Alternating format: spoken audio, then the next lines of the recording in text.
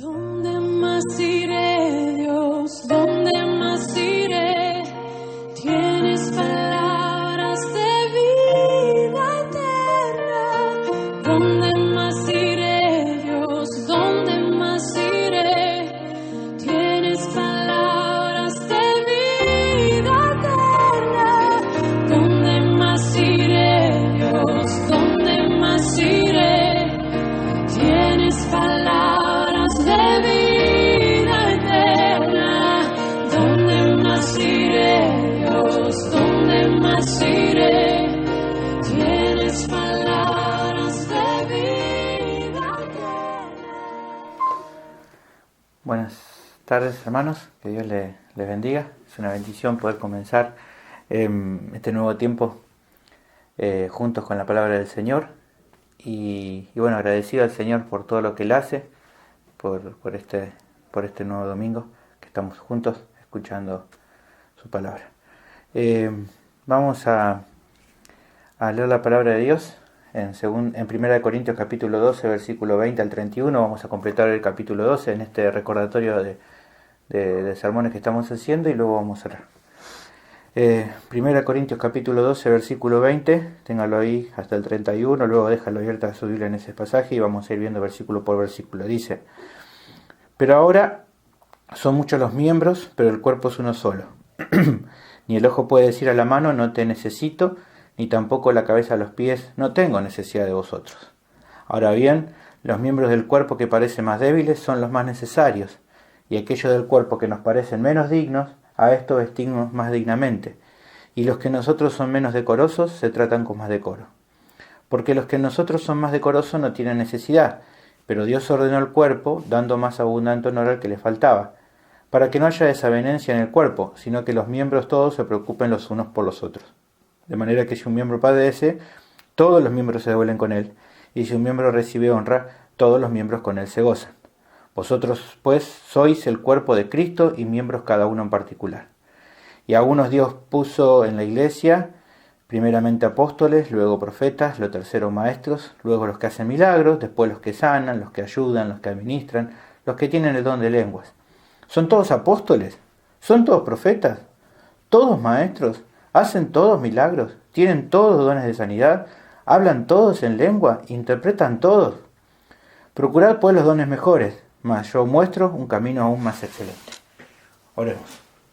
Padre, te damos gracias por poder comenzar esta nueva exposición bíblica. Te ruego tu gracia para todo lo que voy a hablar hoy, que me puedas ayudar a ser fiel al texto, a poder explicar las cosas con claridad, sencillez, compasión, en el poder de tu Espíritu Santo. Y te ruego por cada uno de los hermanos que va a escuchar, que vos puedas obrar en sus vidas, traer, Señor, entendimiento, y puedan creer lo que vamos a ver, para que entonces lo puedan poner por obra en sus vidas, y eso sea de bendición para su propia vida y para los demás. Te pido que puedas glorificarte por medio de la exposición bíblica, y vos en todos puedas recibir la gloria y la honra de tu pueblo. Ruego todo esto en el nombre de Cristo Jesús. Amén. Bueno, el título del sermón es Dependencia de unos a otros. Dentro de un par de semanas, por la misericordia de Dios, vamos a cumplir un nuevo aniversario de la iglesia local.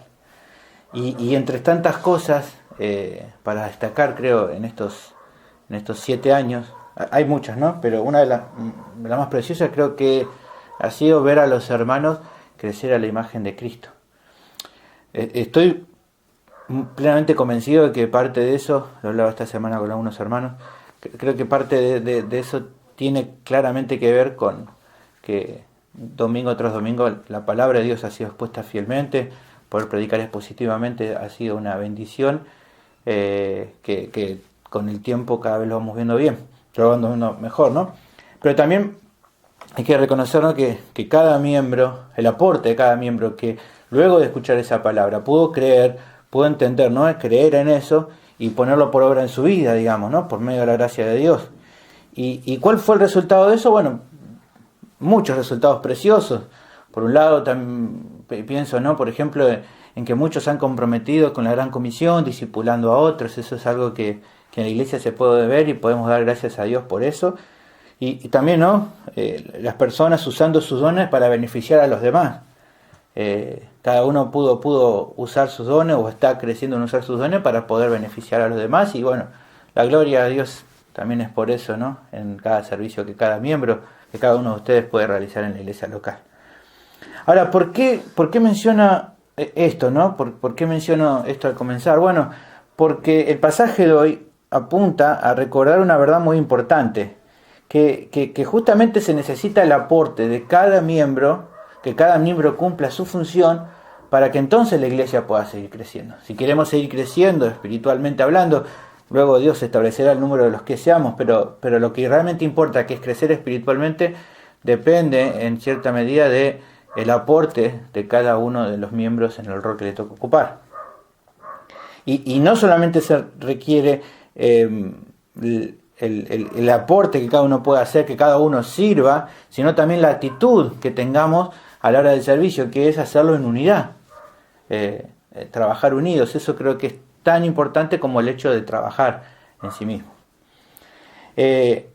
Ahora bien, a partir de las verdades que hoy nos va a mostrar el Señor, y a partir de entender justamente las debilidades que tenemos, porque uno lo ve y entiende algunas verdades de la Escritura y sabe que hay que trabajar en unidad, que eso es precioso, que la iglesia puede hacerlo y de hecho lo hace, y que cada uno puede justamente servir, porque ahora Dios le ha dado el poder para poder hacerlo.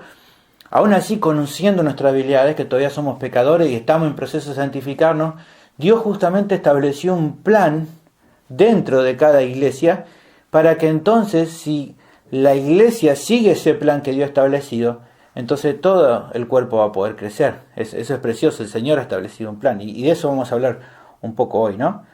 Justamente el problema que estaban teniendo los corintios, de acuerdo a esta enseñanza, a todo lo que estamos viendo en el contexto, es que ellos no estaban cumpliendo con ese plan. Ellos se estaban enfocando más en sí mismos y no en los demás. Otros pensaban también, por lo que vamos a ver hoy, que no necesitaban a los demás para crecer, que se podían arreglar solos. ¿Y qué derivó esto? Bueno, que no estuvieran trabajando como un cuerpo, como Dios deseaba. No había algunos rasgos característicos de lo que sería un cuerpo, y por eso es que el apóstol se mete en este tema, lo llama la atención, utiliza esta metáfora como estamos viendo, para que justamente eso les llame la atención, los haga recapacitar, los haga reflexionar, y ellos pudieran cambiar de actitud y empezaran a trabajar en unidad, dependiendo el uno del otro, como dice el título, ¿no? Dependencia de unos a otros. Ese es el punto. Creo que también va a ser de mucha edificación para nuestra vida, para la iglesia, y es algo especial hacerlo casi ya cuando estamos por llegar al aniversario, meditar en esto, para que entonces la iglesia pueda tener la meta de seguir en dependencia de unos a otros, trabajando en unidad para la gloria de Dios. Así que, entonces, el tema del sermón es el siguiente. Dios ha formado a la iglesia con una dependencia mutua entre sus miembros. Dios ha formado a la iglesia, a cada iglesia local, con una dependencia mutua entre sus miembros. ¿Y por qué lo hizo? Bueno, en parte de su plan, entonces, el texto nos muestra 3 resultados que Dios desea generar en los creyentes a partir de esa dependencia. 3 resultados vamos a ver, 3 propósitos que Dios desea generar en los creyentes a partir de esta dependencia que ha generado o que genera dentro de los creyentes. La primera de los resultados, y tenemos a seguirme, lo vamos a ver del versículo 20 al 25. Dios genera dependencia mutua entre los miembros para que se cuiden unos a otros. Dios genera dependencia mutua entre los miembros para que se cuiden unos a otros. Versículo 20 al 25, dice, acá vamos a ver, al comenzar el texto, vemos que se mantiene esta idea de la metáfora que está utilizando el cuerpo. Todo el capítulo 12 está impregnada, como vimos, de este lenguaje retórico, porque justamente es lo que el apóstol está utilizando para dar los argumentos en cuanto a querer tratar con este problema que estaba teniendo en la iglesia en Corinto.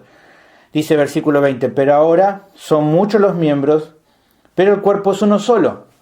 Ahora tal vez pueda pensar, no, esto me pareció lo he leído antes, ¿no? Sí, bueno, hay algo semejante, una frase similar a este versículo 20, la tenemos en el versículo 12, que dice, porque así como el cuerpo es uno y tiene muchos miembros, pero todos los miembros del cuerpo, siendo muchos, son uno, un solo cuerpo, así también Cristo. Fíjate que es muy parecido a lo que dice una frase y la otra.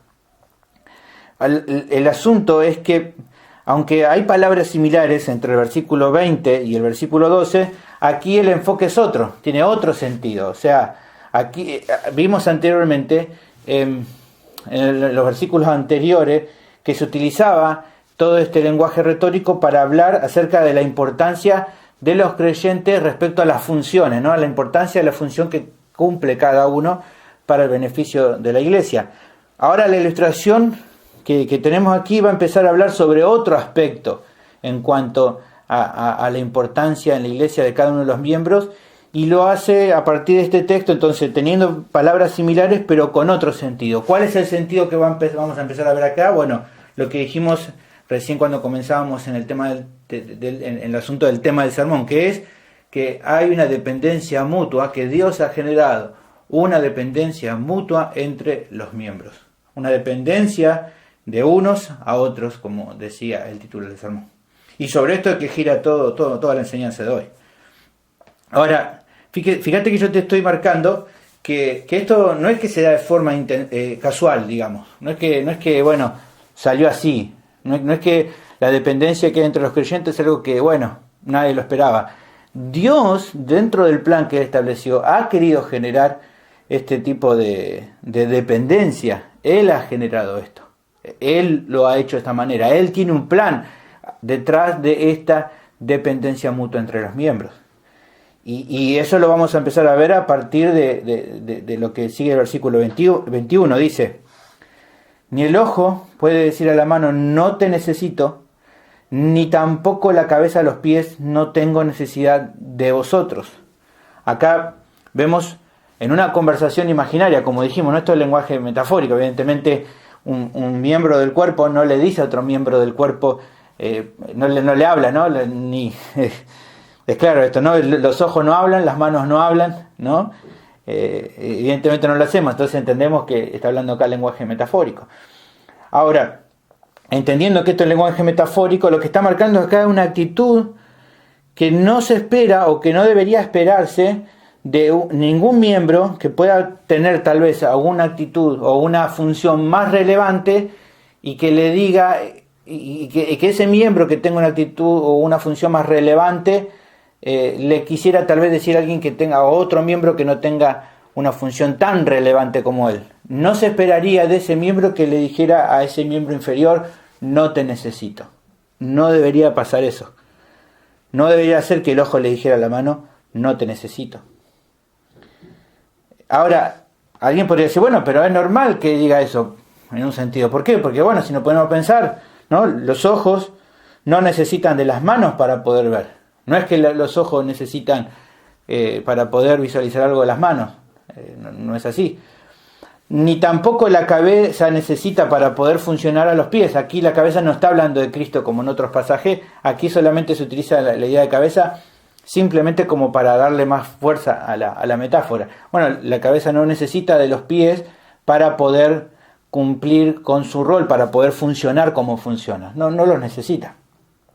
Entonces, en un sentido, eso podría ser cierto, de pensar de que pudiera tal vez la cabeza decirle a los pies, no te necesito, o la mano o los ojos le podrían decir a la mano, no te necesito. Pero la realidad es que no es cierto eso, no es correcto.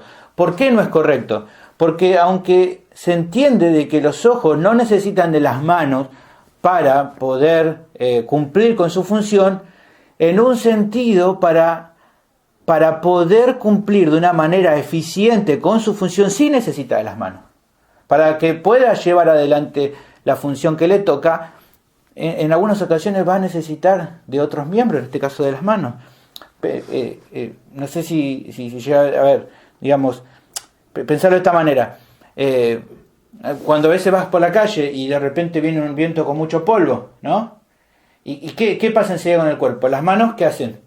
Cubren a los ojos. ¿Por qué lo hacen? Para cuidarlo. O sea, si las manos no protegieran a los ojos en ese momento, los ojos no podrían tal vez seguir mirando bien. ¿Está bien? Necesitan de la ayuda de las manos para poder seguir cumpliendo con su rol. Pensemos en la cabeza puede seguir funcionando, pero si la cabeza quisiera hacer que el cuerpo se moviera, caminara, necesita de los pies que le dan el soporte, el sostén para que el cuerpo pueda hacerlo. Si no tuviera los pies, podría tal vez moverse, pero le costaría muchísimo, necesitaría de otros elementos, tal vez ajenos al cuerpo, para poder cumplir con esto de poder moverse bien. Entonces, en ocasiones la cabeza, para cumplir con su función, va a necesitar de los pies para hacerlo de forma eficiente. O sea, no sé si te das cuenta, pero ningún miembro aparentemente más esencial puede prescindir de otros miembros menos relevantes, ya que en muchas ocasiones necesitan de ellos para funcionar correctamente, ¿no? Y para reforzar este concepto, ¿no? de que si algún miembro que se siente más relevante decide tal vez menospreciar o tomar a menos, si lo hiciera, ¿no? Si tomara a menos a un miembro supuestamente inferior, sería un error. Para refutar esto y para mostrar que esto es un pecado, que esto no agrada a Dios, es entonces que se presentan 3 argumentos aquí dentro de los versículos que siguen, que nos ayudan a entender que eso no es la voluntad de Dios, no es algo bueno y que es pecaminoso. Fíjense lo que dice. El primer argumento lo tenemos en el versículo 22. Antes bien, los miembros del cuerpo que parecen más débiles son los más necesarios. O sea, que un miembro del cuerpo tenga una función sencilla, no por eso quiere decir que en ocasiones no es una función que sea importante para el cuerpo. Que alguien tenga una función que pareciera ser muy, muy simple. Bueno, si es simple quiere decir que seguramente no es tan importante. Y no es así. Por ejemplo, pensá, ¿no? Los párpados. ¿Qué tienen que hacer? Abrir y cerrar. Bueno, no es tan difícil. No es como la tarea que tienen que hacer las manos, que a veces agarran algo, que a veces señalan, que a veces una cosa, la cabeza que hace un montón de otras cosas. Los párpados tienen que cerrarse y abrirse. Y uno dice, bueno, si tiene una función tan simple, no creo que sea muy importante. No, nada que ver. Sabemos que tiene una función importante, por más que sea algo sencillo. Dan una gran protección al ojo, por lo que, aunque su servicio sea simple, en un sentido es útil. Y por eso, como su servicio es útil, tienen que ser cuidados. Los párpados tienen que ser cuidados, porque sin párpados el cuerpo no funcionaría bien. El segundo argumento está en el versículo 23. Aquellos del cuerpo que nos parecen menos dignos, a estos vestimos más dignamente. O sea, a un miembro del cuerpo que nos resulta tal vez menos honroso o menos atractivo, intentamos vestirlo, cubrirlo de una forma más digna para que no nos genere vergüenza, ¿no? Y al dedicarle más tiempo para cubrirlo, para vestirlo, evidentemente requiere más atención, más tiempo del resto del cuerpo. O sea, nadie, alguien, un creyente, no va a agarrar a una parte de su cuerpo y porque le parezca que no sea muy atractivo o cosa, lo va a despreciar. No lo hacemos, ¿por qué? Porque damos gracias a Dios por cómo nos ha formado, por cómo es nuestro cuerpo. Entonces, no lo despreciamos, lo cuidamos, intentarlo vestirlo mejor para que se vea bien.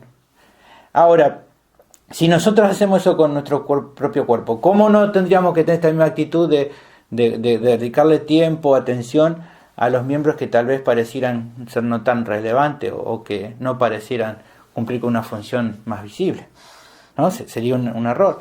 Lo tercero que habla, y es bastante parecido a lo que vimos recién, ahora utilizándolo de otra manera, dice, y los que nosotros son menos decorosos se tratan con más decoro. Hay miembros del cuerpo que generalmente no los exhibirías públicamente delante de los demás, ¿no? Un creyente, por ejemplo, no expone sus partes íntimas, ¿no? Delante de las demás personas, sino que las cubre. Lo que hace es cubrirla con decoro, con decencia. Hay actividades tal vez que en algunos miembros parecieran entonces ser poco decorosas. Ahora, ¿qué hacemos? ¿Qué hace la iglesia con eso? ¿Los expone? ¿Los hace quedar mal? No. Los trata con respeto y los trata con decoro. De esa manera es como se menciona, o es la idea entonces de cómo se funciona un cuerpo. Ahora, pensemos estos 3 argumentos, ¿no? Vayamos reflexionando en los 3 argumentos que hay acá, ¿no? De la importancia de un miembro cumpliendo una función simple pero que es relevante, un miembro que pareciera que no es muy atractivo pero el cuerpo le dedica atención, un miembro del cuerpo que parece que su función es un tanto indecorosa, pero entonces la protegemos, se protege, el cuerpo la protege. Al reflexionar entonces en estos argumentos, es que podemos reflexionar en lo que estaba pasando lamentablemente dentro de la iglesia de Corinto, ¿no? Entre los corintios. ¿Qué estaba pasando? Bueno, lo que pasaba es que había miembros que estaban cumpliendo funciones más importantes y que ellos pensaban de que como tenían esas funciones más importantes, requerían tener más atención de los demás, requerían que los demás más los honren, más los elogien, tener más atención de los demás, que todo el mundo como que esté más atento a ellos, que los cuiden más. Y esa forma de pensar puede ser normal en el contexto del pensamiento del mundo. En el mundo es así, las personas que son más llamativas son las que más atención tienen. No sé, un artista muy conocido, la gente le rinde más honor, ¿no? En una obra de teatro, por ejemplo, tienen como el camarín principal, el camarín de la estrella, ¿no? Y tienes más atenciones. Cuando, no sé, un presidente llega a una provincia, le dan la mejor suite, ¿no? ¿Cómo se le llama? La suite presidencial, ¿no? ¿Por qué? Porque es como que la persona que está ahí es importante. Esa habitación no se la darían a un hijo de vecino, digamos, se la dan a la persona que es más importante. Esa es la forma de pensar del mundo, que a los que tienen una función más relevante le da más importancia. Pero entre los creyentes no funciona así, sino que quiere ser mayor tiene que ser el menor. O sea, Mateo 20:25, el Señor dice: entonces Jesús llamándolos dijo: saben que los gobernantes de las naciones se enseñorean de ellas, y los que son grandes ejercen sobre ella potestad. Mas entre vosotros no será así, sino que el que quiera hacerse grande entre vosotros será vuestro servidor, y el que quiera ser el primero entre vosotros será vuestro siervo. Como el Hijo del Hombre, Jesús, no vino para ser servido, sino para servir y para dar su vida en rescate por muchos. La gente quiere intentar ocupar el primer lugar en la mesa, ¿no? O estar sentada en la mesa principal, pero en realidad aquellos que son más relevantes dentro del reino de Dios son los que están más dispuestos a servir a los demás, los que están más dispuestos a lavar los pies a los demás, los que justamente tienen mayor relevancia, ocupan el puesto de más humildad, son los que más se tienen que humillar.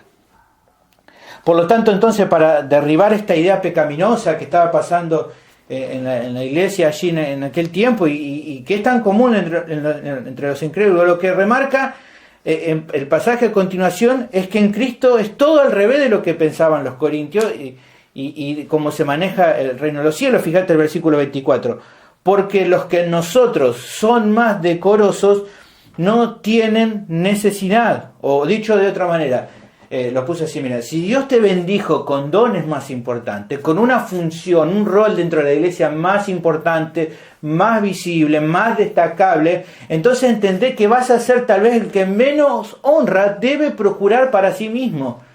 No quiere decir que tenés que enojarte o tratar mal cuando alguien te elogia, no, sino que vos no tenés que intentar buscar que las personas te elogien. Sos el que menos atención tenés que intentar buscar sobre vos mismo, sos el que más tiene que servir sacrificialmente a los miembros que por su función son menos honrados.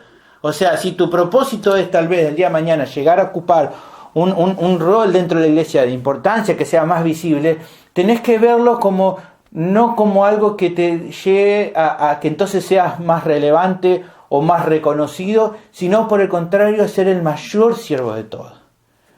Esta era una situación diferente a cómo la veían, por ejemplo, los líderes religiosos en la época de Jesús. Jesús, ¿de qué los acusaba a los fariseos? ¿Qué le decía? A ustedes les encantan las salutaciones en las plazas, que la gente lo llamen rabí, rabí, quieren los mejores lugares en la mesa, ¿no? Están en los lugares más visibles, y esa no es la actitud que se espera realmente de un discípulo de Cristo. Es todo lo contrario, el querer traer menos la atención hacia Él y estar más dispuesto a servir a los demás para así mostrar la humildad de nuestro Señor Jesús. Y esto que estoy diciendo de que sea al revés como es en el mundo, no es porque el apóstol quisiera poner las cosas en la iglesia patas para arriba, sino que, como se enseña a continuación en el versículo aquí que estamos viendo, es que Dios ordenó al cuerpo dando más abundante honor al que faltaba.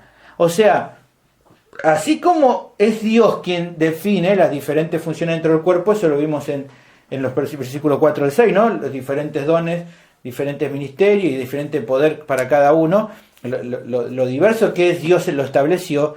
Él también establece la forma en cómo se relacionan los miembros entre sí y quién requiere más cuidado o más atención. O sea, que esto sea así, que uno diga de que el mayor entre ustedes tiene que ser el menor, que uno diga de que los que están en mayor prominencia tienen que servir más a los demás, no es un invento ni de Pablo ni de mío. Dios ha establecido así en su iglesia. Ha establecido que los que tienen un mayor rol son los que más tienen que sacrificarse por los demás. Dios lo estableció, lo que dice acá. Dios ordenó el cuerpo, dando más abundante honor al que le faltaba. Él establece eso. ¿Y por qué Dios actúa de esta manera? ¿Por qué Dios actúa de esa manera? ¿Por qué Dios actúa diferente como el mundo actúa? Bueno, el pasaje marca cuál es la meta que Él tiene, de acuerdo al plan que Él estableció para la iglesia. Versículo 25. Para que no haya desavenencia en el cuerpo, sino que los miembros todos se preocupen los unos por los otros. Considerando aquí la palabra desavenencia es esquisma, significa división o cisma.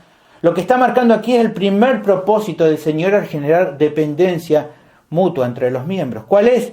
Evitar que se produzca una división entre ellas en los cuales los creyentes con dones o funciones más relevantes tomen a menos a los otros, sino que la actitud sea que se preocupen por ellos y los cuiden.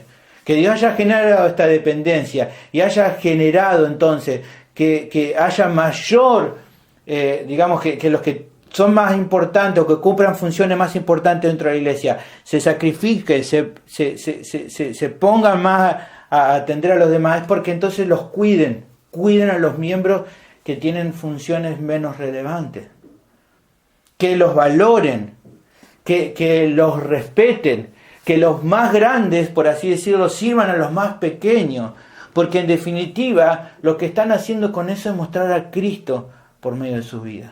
Esa es la realidad, el propósito de esto, demostrar a Cristo, que así como Cristo, siendo lo que era, se despojó de su gloria, de la alabanza, bajó del cielo, vino a este mundo a vivir como uno de nosotros y hacerlo por amor de nosotros también podamos someternos los unos a los otros y cuidar de los miembros unos por otros.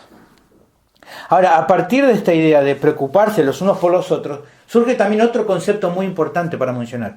¿Cuál es?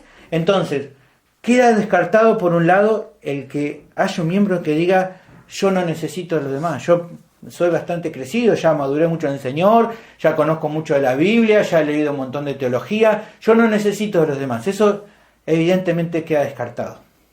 Pero también queda descartado el que diga: y bueno, yo no sé tanto, yo no tengo una función importante, entonces yo no es tan importante que sirva. No hace falta, no necesito tampoco hacer mucho, no puedo ayudar a nadie, ¿no? Ambas cosas están descartadas. Si Dios creó dependencia entre todos los miembros, eso quiere decir que necesita la ayuda del resto de los miembros. Ya sea el pastor necesita la ayuda del resto de los miembros. No porque sea pastor tiene que pensar que no necesita a los demás. Y así con cada uno. Y también esto quiere decir que otros van a necesitar tu ayuda.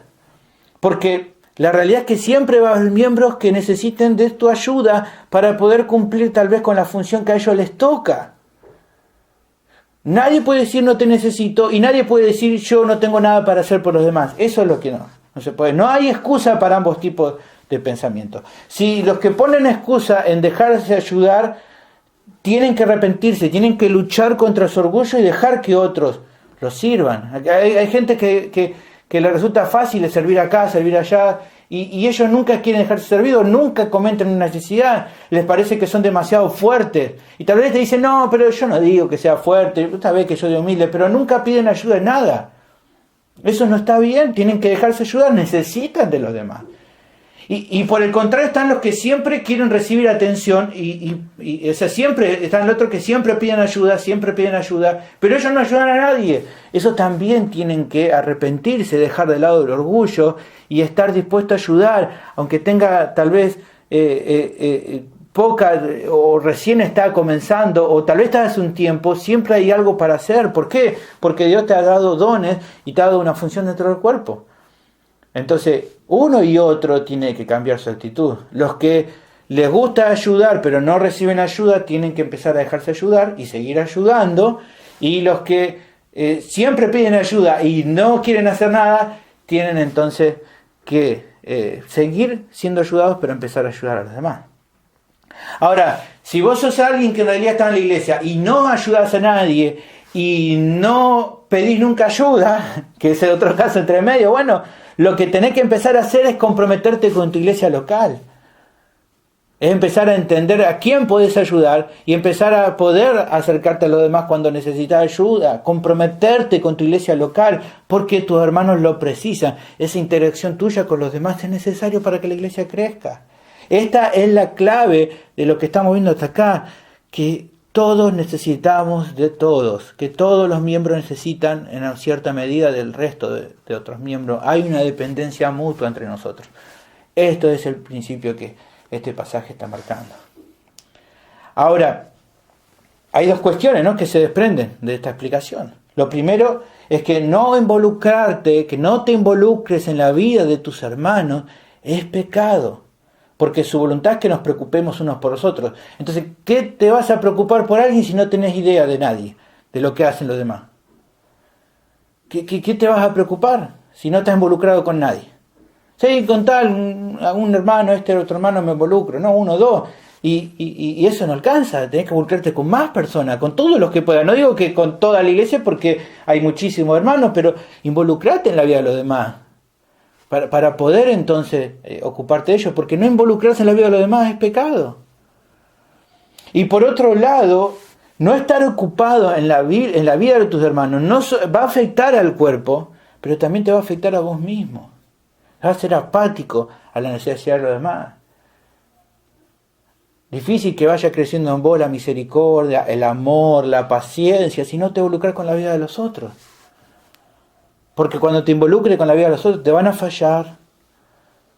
Va a tener que limar asperezas y va a estar bien porque eso te va a hacer más como Cristo. Ahora, para cambiar estas actitudes, estas situaciones que estamos hablando, es necesario que mires a Cristo. Él es el ejemplo de aquel que se sacrificó por los demás, por amor. Dio su propia vida por lo suyo. Primera de Juan 3:16 dice: en esto hemos conocido el amor, en que Él puso su vida por nosotros, también nosotros debemos poner nuestra vida por los hermanos. Mirando el ejemplo de Él, nosotros tenemos que seguir sus pasos y dar también nuestra vida por los hermanos, así como Él la dio por toda la iglesia. Él es el que no se avergüenza de llamarnos parte de su familia y que incluso se dice que anunciaré a mis hermanos tu nombre, porque dice Hebreos 2:11, el que santifica y los que son santificados de uno son todos, por lo cual no se avergüenza de llamarlos hermanos. Cristo muestra la actitud de Hebreos 2:16-18 de que Él está dispuesto a socorrer a cada uno de los suyos, de sus hermanos que pasan luchas y tentaciones. Porque ciertamente dice, no socorrió a los ángeles, sino que socorrió a la descendencia de Abraham, por lo cual debía ser en todo semejante a sus hermanos, para venir a ser misericordioso y fiel sumo sacerdote en lo que a Dios se refiere, para expiar por los pecados del pueblo. Pues en cuanto Él mismo padeció siendo tentado, es poderoso para socorrer a los que son tentados.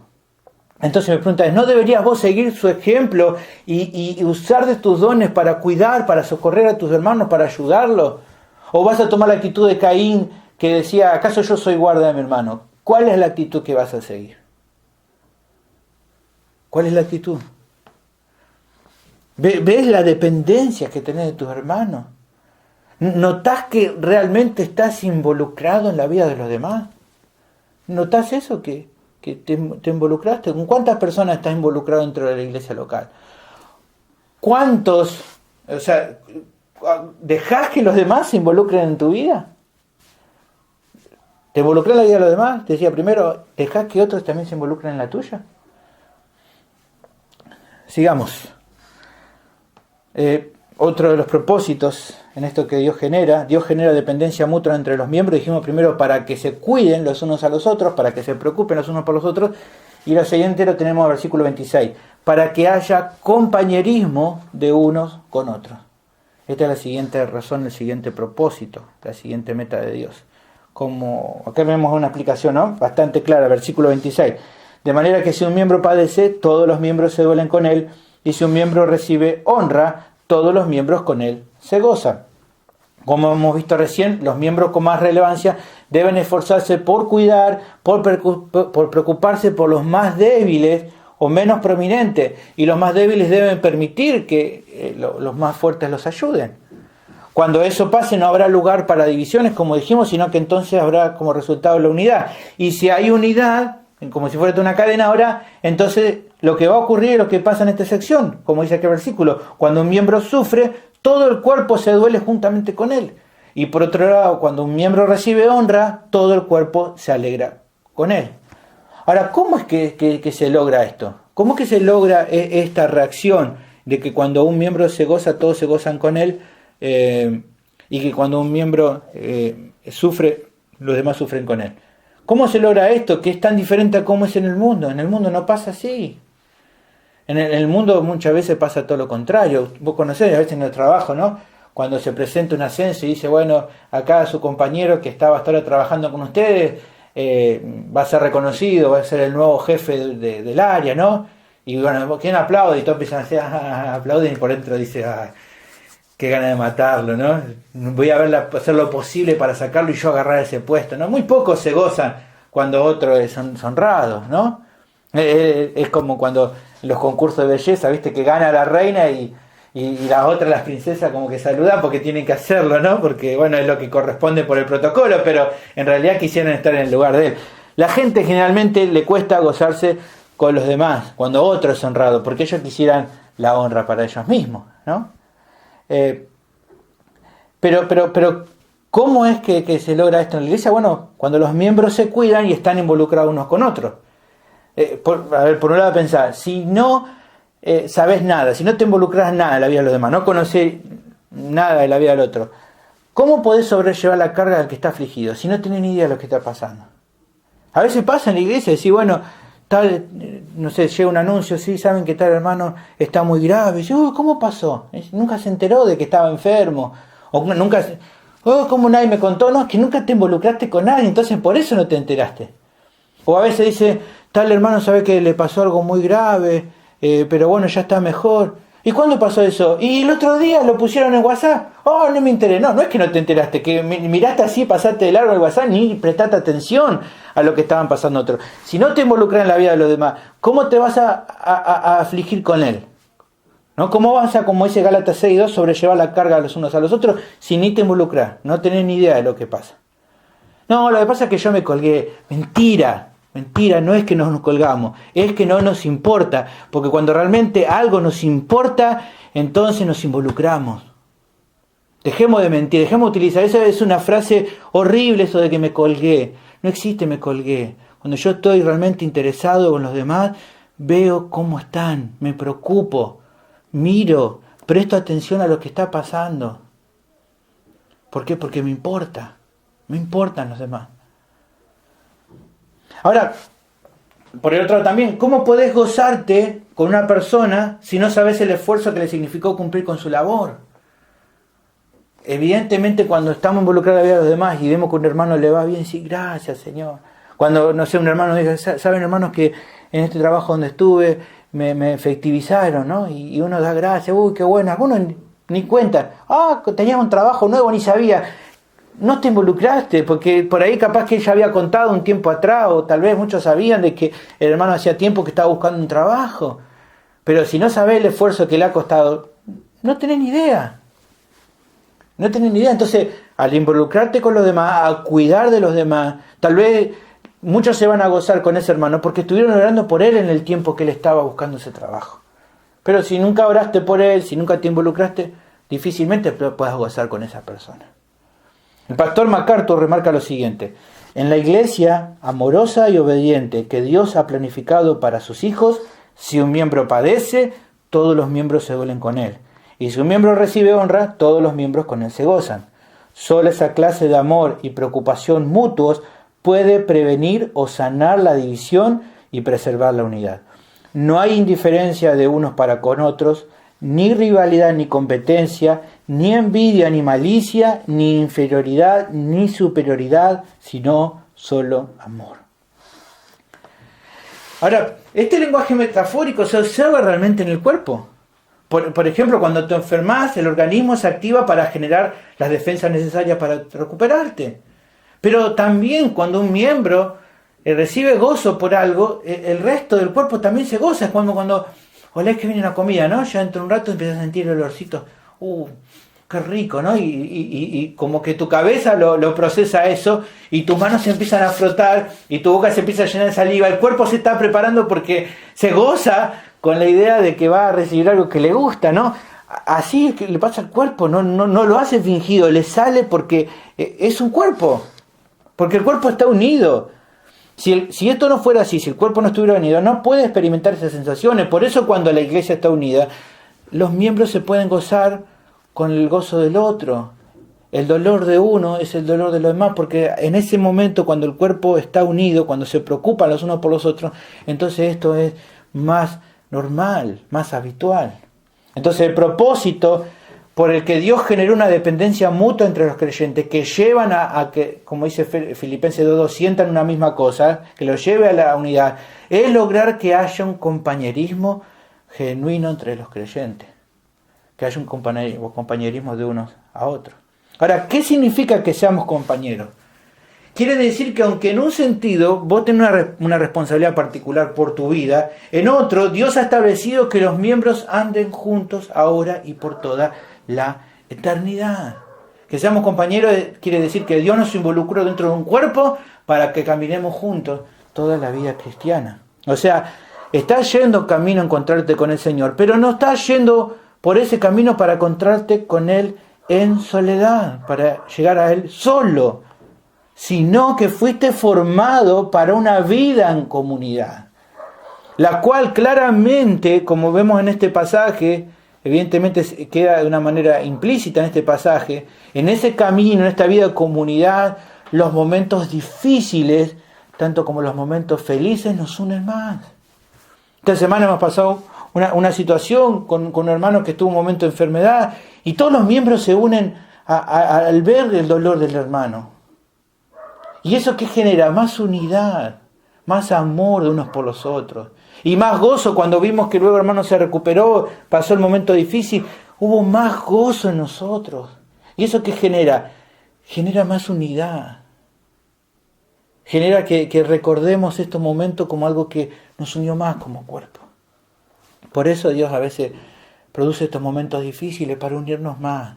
Para que dejemos de lado el egoísmo personal que muchas veces tenemos y levantemos nuestra mirada y veamos que hay hermanos que son parte de nuestra familia, que nos necesitan y de los cuales dependemos y con los cuales tenemos que tener un mayor compañerismo. Son, por así decirlo, nuestros compañeros en este viaje. 2 Corintios 1:7, fíjate Pablo cómo estimaba a los hermanos, y dice: y nuestra esperanza respecto de vosotros es firme, pues sabemos que así como son compañeros en las aflicciones, también lo son en la consolación. Somos compañeros. Como dice esa canción, siempre fuimos compañeros, sí, siempre somos compañeros. En las aflicciones y también en los momentos buenos, somos compañeros. Hermanos, yo creo que el mayor gozo que vamos a tener cuando lleguemos al cielo es ver a Cristo cara a cara. No tengo duda al respecto. Pero aunque eso sea el gozo más grande y extraordinario que tenemos, sí habrá una felicidad preciosa en nuestra vida cuando lleguemos a ese momento en nuestra glorificación junto con todos los hermanos de nuestra familia de la iglesia local. Será un gozo precioso estar junto con ellos, tal vez vernos con cuerpos glorificados y juntos recibir la recompensa que Dios tiene preparada para su pueblo. El apóstol era un ejemplo en este sentido. Él, entendiendo que en la iglesia eran sus compañeros, había un compañerismo con ellos, él se esforzaba por utilizar sus dones para santificar, para ayudar al resto de la congregación. Fíjate, él En Colosenses dice, ¿qué hacía él? A quien anunciamos, amonestando a todo hombre, enseñando a todo hombre en toda sabiduría, a fin de presentar perfecto en Cristo Jesús a todo hombre. Está hablando de los creyentes. Por lo cual también trabajo para eso, luchando según la potencia de Él, la cual actúa poderosamente en mí. Mis funciones, mis dones, mis capacidades, las pongo al servicio de la iglesia porque quiero presentar en Cristo Jesús perfecto a cada uno de mis hermanos. Quiero utilizar mis dones para edificarlos, para que ellos un día estén conmigo allí y juntos nos podamos gozar. En 2.5 dice, pero aunque estoy ausente en cuerpo, no obstante, en espíritu estoy con vosotros, gozándome y mirando vuestro buen orden y la firmeza de vuestra fe en Cristo. Me gozo de ver cómo están creciendo, porque hay compañerismo entre nosotros, porque somos compañeros en esto. No somos llaneros solitarios, somos un pueblo, un cuerpo que camina, peregrinos que caminan juntos hacia la patria celestial. Ahora, mi pregunta es, ¿ves a los hermanos como tus compañeros? ¿Los ves como tus compañeros en este viaje? ¿Sufrís cuando ellos sufren? ¿Has sufrido junto con ellos? ¿Te gozás con ellos cuando ellos son honrados? Lo último que tenemos que pensar en esto, ¿no? Con el tiempo que ya transcurrió este aislamiento, ¿no? Resulta muy claro, ¿no? Darse cuenta que esta situación está generando en muchos creyentes, a mí me ha pasado y seguramente a muchos de ustedes, de cuánto se necesita, ¿no? Estar con los hermanos. A veces lo hablo con mi esposa y digo, ¿cuánto extrañábamos estar con los hermanos? ¿Cuánto extrañábamos estar con la iglesia, con nuestra familia? Por eso creo que sería muy necio si luego de que pase todo esto no hayamos aprendido la lección que nos da el Salmo 133. Mirad cuán bueno y cuán delicioso es habitar los hermanos juntos en armonía. En estos momentos de cuarentena, ¿ves qué bueno es estar con ellos? Que eso te anime a valorar, ¿no? El hecho de que cuando todo esto termine, poder disfrutar de la comunión con ellos, de no perderlo por distraerte por otras cosas que no tienen valor. Finalmente, el último propósito lo tenemos del versículo 27 al 31. Dios genera dependencia mutua entre los creyentes, dijimos, para que se cuiden unos a otros, para que haya compañerismo de unos a otros y también para que se complementen los unos con los otros. El pasaje prosigue a mostrar una característica más en las relaciones mutuas que hay entre los miembros de la iglesia. Y para hacerlo, primero se da una definición que se ha llegado como conclusión y que es quizás central en todo lo que vemos en este capítulo. Para mí es uno de los versículos que más me encanta de toda la Biblia. 1 Corintios 12, 27. Vosotros pues sois el cuerpo de Cristo y miembro cada uno en particular. Esta es una de las verdades teológicas más importantes que está describiendo en toda la situación que hemos estado observando. Los corintios querían ser primeros buscando dones más espectaculares, eso lo estuvimos viendo.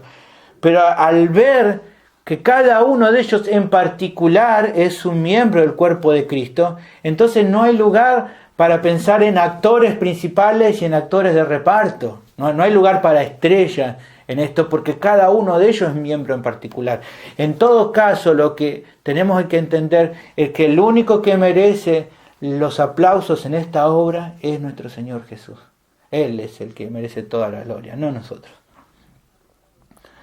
Gálatas 6:14 dice el apóstol, pero lejos esté de mí gloriarme, sino en la cruz de nuestro Señor Jesucristo, por quien el mundo me es crucificado a mí y yo al mundo. Este sería entonces el tercer propósito de que Dios haya generado una dependencia mutua entre los creyentes. Es para que se complementen mutuamente, para que se complementen unos a otros. Ahora, ¿qué significa que vos seas mi complemento y que yo sea tu complemento? Que seamos complementos los unos de los otros. Bueno, la definición que busqué en el diccionario castellano de complemento dice lo siguiente, dice, cosa que se añade a otra para hacerla íntegra o perfecta. O sea que fuiste integrado por Dios dentro de ese cuerpo para complementar a los otros miembros. Y lo que sí en el texto apunta a ampliar esta enseñanza, ¿no? Dice, y a uno, versículo 28, uno puso Dios en la iglesia, primeramente apóstoles, luego profetas, lo tercero maestro, luego los que hacen milagros, después los que sanan, los que ayudan, los que administran, los que tienen don de lengua. ¿Ves cómo se complementan, ¿no? Los miembros. Lo primero que puso Dios, dice, que fue, al principio se necesitaban los apóstoles y los profetas. Ellos establecieron la base fundamental para el crecimiento de toda la iglesia. Efesios 2:20 no habla del fundamento de los apóstoles y los profetas. Pero luego de sus trabajos, luego de sus funciones, fueron necesitados otros miembros para completar esta tarea. O sea, ¿fueron importantes los apóstoles, los profetas? Claro que sí, pero si luego de ello no hubieran permanecido hasta hoy los pastores maestros, ¿quiénes hubieran dado la enseñanza que ellos establecieron, la base que ellos dieron, la enseñanza apostólica? ¿Quién lo hubiera seguido enseñando si no hubieran permanecido hasta hoy los pastores maestros? Pero miremos algo más, ¿no? Incluso, ya hoy no tenemos apóstoles ni profetas, pero incluso en el primer siglo, cuando estaban los apóstoles y estaban sirviendo a la iglesia y estableciendo las bases, aún en ese momento necesitaban otras personas, otros miembros que ocuparan de acuerdo a sus dones otro servicio para que ellos pudieran cumplir con el suyo, para no descuidar el suyo. En Hechos 6, 2-4 se nos habla de esto. Los 12 convocaron a la multitud de los discípulos y dijeron: no es justo que nosotros dejemos la palabra de Dios para servir a las mesas. Busquen, hermano, entre vosotros 7 varones de buen testimonio, llenos del Espíritu Santo y sabiduría, a quienes encarguemos este trabajo, y nosotros vamos a persistir en nuestro trabajo, que es la oración y el misterio de la palabra. Ahí fue que se establecieron los diáconos, con dones particulares para ayudar y administrar dentro del cuerpo. Y de esta manera complementarse, ¿no?, el trabajo de los apóstoles, de los profetas, de los ancianos en aquel tiempo y de los diáconos, la iglesia iba creciendo en armonía. En Hechos 6:7 dice: y crecía la palabra del Señor y el número de discípulos se multiplicaba grandemente en Jerusalén. Evidentemente, ¿por qué? Porque cada uno se complementó en su trabajo, cada uno cumpliendo con el rol que tenía, complementaban y la iglesia se desarrollaba. Ahora, también alguien, al escuchar esto de Pablo en esta sección, podría decir en Corinto: pero Pablo, yo quiero ser apóstol como vos. O seguro que si así fuera, el cuerpo va a funcionar mejor. O tal vez alguno ya estaba en su actitud diciendo: bueno, me gustaría tener otro rol. Está bien, nos complementamos, pero a mí me gustaría tener este rol. Bueno, vos me decís, Pablo, que yo tengo que ser pie, pero a mí me gustaría ser mano, seamos honestos, ¿no? Algo así estaría diciendo. La respuesta a eso viene a continuación, ¿no? ¿Qué dice el versículo 29? ¿Son todos apóstoles dentro de la iglesia? Bueno, hay un montón ahora nuevo, pero eso no son apóstoles, no importa. ¿Son todos apóstoles? ¿Son todos profetas? ¿Son todos maestros? ¿Hacen todos milagros? ¿Tienen todos dones de sanidad? ¿Hablan todos en lengua? ¿Interpretan todos? ¿Cuál sería la respuesta a eso? No son todo eso. Como ningún miembro tiene todos los dones espirituales, es que por medio de la dependencia que tienen de los demás que se terminan complementando entonces en el cuerpo. Como no todos hacen todo, no todos pueden hacer de todo, porque no todos son mano, no todos son pie, no todos son cabeza, entonces evidentemente cada uno, de acuerdo a su función, complementa al otro. Ahora, tal vez alguien pueda pensar: claro, pero Pablo decía eso, no todos son apóstoles, porque como él era apóstol, él iba a ser recordado. No, alguien puede decir eso, ¿no? Hoy, claro, Pablo decía de que no todos son apóstoles porque, bueno, él es apóstol, ¿no? Su labor trascendió, hace 2000 años que seguimos hablando sobre la enseñanza de Pablo, entonces por eso él decía eso. Pero la verdad, ¿no? Alguien puede estar pensando ahora que me está escuchando, ¿no? ¿Quién se va a recordar de mí, ¿no? De que las veces que lavé los baños, que limpié la cocina de la iglesia? ¿Quién se va a recordar de mí cuando tal vez animé a una persona o oré por una persona cuando estaba mal? ¿Quién se va a acordar de eso que hice? Bueno, la verdad, ¿no? A los que piensen eso, la verdad que seguro que tal vez nadie lo va a recordar mucho. Tal vez dentro de 100 años nadie se va a recordar de vos. Nadie va a decir: uy, el hermano Cholo que hacía asado para los hermanos y los recibía, ¿no? O la hermana Pepa que oraba, ¿no? Nadie se va a acordar, porque dentro de 100 años ninguno de nosotros va a estar acá. Vamos a estar seguramente ya todos en la presencia del Señor. Entonces nadie lo va a recordar de los que estén en la tierra. Pero hay una promesa gloriosa para todo aquel que hizo algo con gozo, ¿no? Y lo hizo tal vez detrás de escena. Que el Señor Jesucristo sí lo va a recordar. En Mateo 25, 34 al 40, el Señor llama a los suyos, ¿no? Y dice: tuve hambre, me diste de comer, y tuve desnudo y me cubriste, ¿no? Y entonces los juntos responderán, dice, Señor, ¿cuándo te vimos hambriento? ¿Cuándo te dimos de comer o de beber? ¿O cuándo te vimos enfermo en la cárcel y vinimos a ti? El Señor le responderá, de cierto os digo que en cuanto lo hiciste a uno de estos mis hermanos más pequeños, a mí me lo hiciste. Entonces el Señor lo va a recordar eso que hiciste, aunque tal vez nunca se vio. No importa, el Señor lo va a recordar. Y no solo lo va a recordar, sino también te va a recompensar por eso. Dice Mateo 10:42, cualquiera que dé a uno de estos pequeñitos un vaso de agua fría solamente por cuanto es discípulo, de cierto os digo que no perderá su recompensa. Tan solo dar un vaso de agua fría va a recibir recompensa. Y Colosenses 3:23-24 dice, todo lo que hagáis, hacedlo de corazón como para el Señor y no para los hombres, sabiendo que del Señor recibiréis la recompensa de la herencia, porque al Cristo el Señor servís. Lo que hacéis para los demás, como si fuera para el Señor te lo va a recompensar como si fuera hecho para Él mismo. O sea que servir al Señor significa servir a los demás. Si yo digo yo sirvo al Señor y no hago nada por los demás, no es nada eso. Pero realmente, ¿cómo se demuestra que sirve al Señor? Sirviendo a los hermanos. Haciéndolo como para Cristo. Eso va a ser recompensado por el Señor. Ahora, ¿ves qué necio que es seguir quejándote por no tener reconocimientos todo el tiempo de los demás? Si al fin y al cabo lo que va a importar es que Él lo pueda reconocer. Hace con gozo tu servicio, hermano. Hacelo con gozo. Te animo en eso. Ahora también hay algo muy importante que tienen que saber aquellos que están sin Cristo todavía. Si todavía estás lejos de Dios, cuando yo hablo de este día, cuando sean reconocidos y recompensados los creyentes, bueno, eso no va a pasar como si todavía estás sin Cristo. Sino que en tu caso será que vas a ser castigado, dice la palabra de Dios, en el agua de fuego y azufre, preparado para todo aquel que le dio la espalda al Evangelio. Segunda Tesalonicenses 1:8 dice, en llama de fuego para dar retribución a los que no conocieron a Dios ni obedecen al Evangelio de nuestro Señor Jesucristo. Pero la buena noticia es que Cristo ha hecho en la cruz lo que vos jamás podías hacer, poder lograr por vos mismo, que era satisfacer la justicia de Dios. Con su sacrificio pagó todo el precio por tu pecado. Para que puedas recibir eso tenés que arrepentirte de todos tus pecados y creer en Jesucristo. Tenés que reconocer que tus obras no sirven para nada, que sin Cristo estás perdido. Tenés que aferrarte a su cruz, a su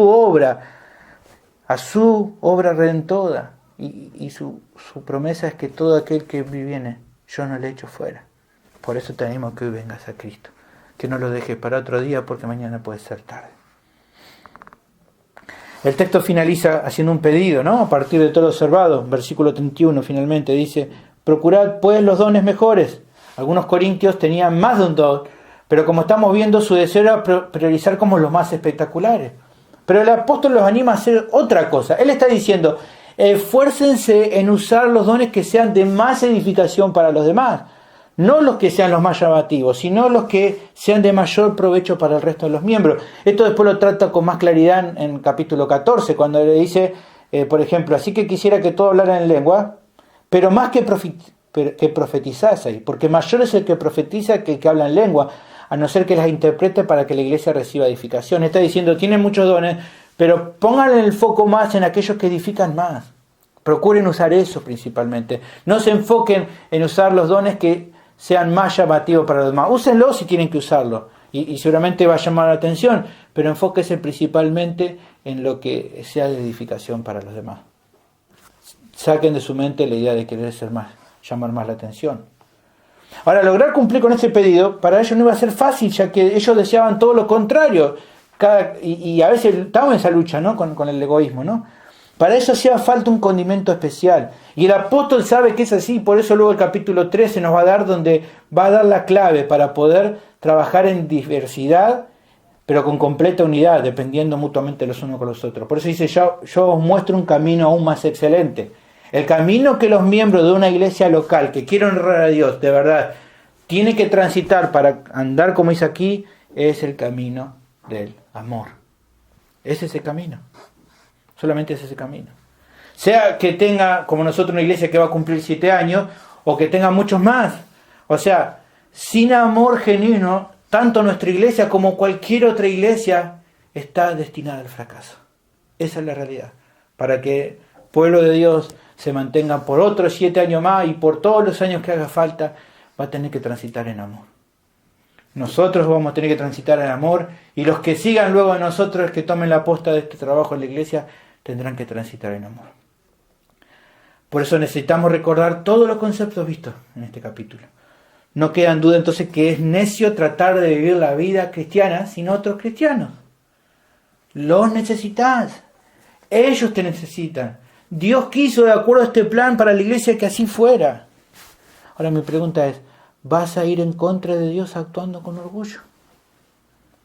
¿O vas a actuar con humildad, obedeciendo el diseño que la cabeza que Cristo determinó para nosotros? Oremos. Padre, te doy gracias por este tiempo que pudimos compartir tu palabra. Es el alimento que necesitamos, en el cual tenemos que meditar. Gracias por esta bendición de que pronto vamos a cumplir 7 años. Preciosos momentos vamos a pasar también, recordando juntos esto tan lindo que fue todo este tiempo que has hecho con nuestro hermano. Señor, que sigas generando en nosotros esta unidad, esta armonía, que estemos dispuestos a aportar cada uno de nosotros de acuerdo al rol que nos diste, lo mejor de nosotros para sostener y fortalecer a la iglesia de acuerdo a la gracia que nos da. Ayúdanos en esto, Cristo Jesús, y que esto pueda ser un recordatorio continuo en nuestras vidas. Ruego todo esto en nombre de Cristo Jesús. Amén.